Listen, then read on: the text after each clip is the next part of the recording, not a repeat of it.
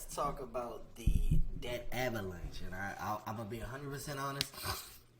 I don't like the debt avalanche. I'm going to explain it because it is another method to getting rid of your debt. But before we get into all of that, like this video, share this video, and follow for more content. Let's get it, y'all. But my personal opinion, I would recommend using any other method outside of this one. Unless you have like maybe 2 or 3 credit cards and they're all pretty much the same balance, then the debt avalanche will work. But in my honest opinion, it's not really the ideal method that you want to go with. So I'm going to give you the breakdown of what it is so you guys can make the choice for yourself. So the debt avalanche is the reverse of the debt snowball. Instead of paying the smallest debt back, you're going to pay the biggest interest back. So let's say, again, like I said, let's say you have 4 credit cards, right?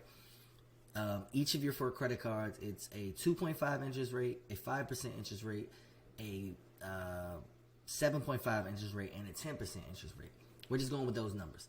The 10% interest rate is the highest of those cards.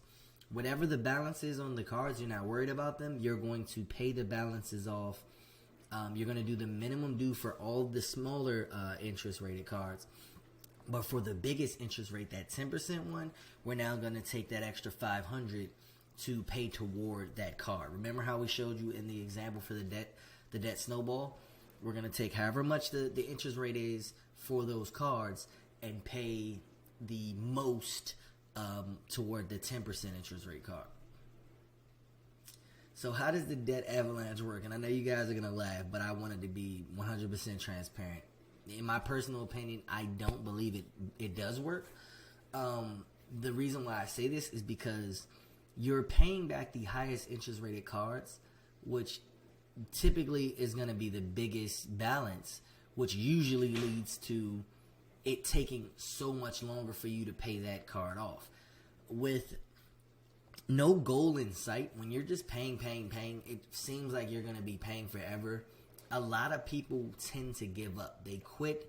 They never make it to the end, and it doesn't work. It's like if you're going to be paying extra, you want to feel rewarded eventually. If you're never rewarded, you're kind of going to get into the slump where it's like, well, why am I even doing this? You may miss a payment. You may stop paying extra. You might, break your habits, and then you're back in the cycle of where you were before, drowned in credit card debt. So I'm going to continue. I just want to make sure you guys understand this method is really only for those people that have like less than 3 credit cards and they're all pretty similar to the balances. For folks who use the Avalanche Method, understand that debt is bad and steals from your future. So the first step on working on a debt avalanche is stop piling up more debt. Good debt. So you want to prioritize the debts from highest to lowest, paying off the highest debts first.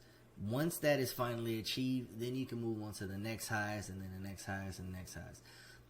The main benefit of the avalanche is you're not paying as much interest because you're paying off the highest interest rated cards first. But again, if those high interest rate cards have the highest balance, then indirectly you kind of are paying more interest because you're paying the lower ones longer.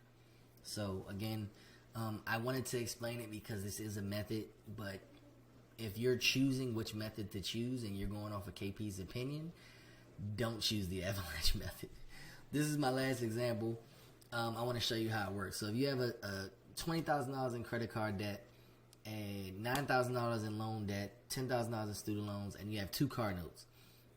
Notice the interest rates right here on the right. You would first begin to pay the $20,000 credit card off first because it has the highest interest rate.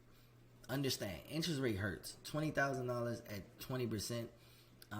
You know what? I do actually have a calculator. I'll give you guys the exact number.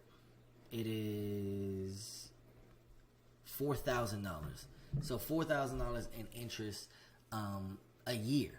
Every year that balance stays at $20,000, you're owing an extra $4,000. So you want to get that knocked off pretty fast. But it will take the longest to pay that back, because the minimum due might not be anywhere near the number that required to pay it back. So if you're only paying an extra $500, this debt alone, let's say this debt alone takes you 2 years to pay back, right? It took you 2 years to pay it back, and you still have 4 more debts. Then it could take you a year to pay back the personal loan, another year to pay back the student loan. You're already at 4 years. Are you really going to care? Well, by 4 years, you'll pay off the car loan, but it dragged out to a 5-year span of paying back this, trying to pay back the highest interest rate, versus the Avalanche, versus the Snowball that I showed you guys previously, where it took you about a little over 2 years to pay it all back.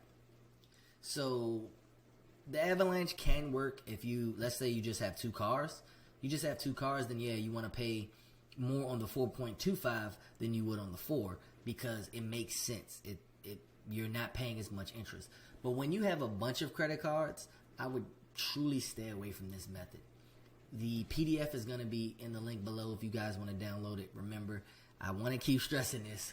I really don't like this method, but I had to explain it to you guys because it does work.